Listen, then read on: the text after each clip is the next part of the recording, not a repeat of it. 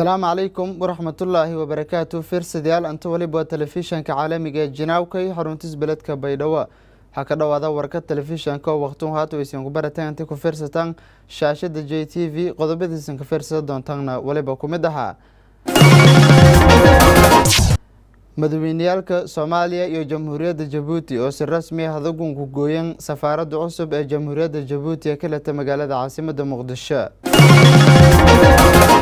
wasiirka gaadiidka irkii dhulka maamulka koonfur galbeed oo helku ku qaaday maareeyigii hore ee garoonka diyaarado degmada Baraawe ee gobolka Shabeellaha Hoose. madaxweynaha jamhuuriyadda Djibouti oo martay magaalada Muqdisho uu soo khudbad ka horjeediyay lamada aqal ee dawladda federaalka Soomaaliya.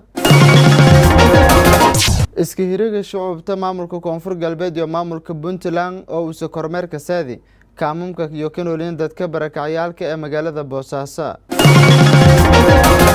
horjooga la sheegay intii uu ka tirsanay kooxda al-shabaab oo la ka dilay qaybo ku tirsan gobolka Shabeellaha Hoose.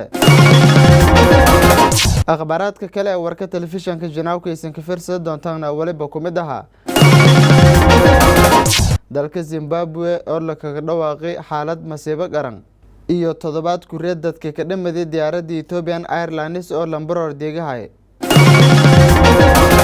dalka Faransiiskana waliba la ka warramay intii ku sboonaadeen caasimadda Paris banaanbaxyo shil duwan.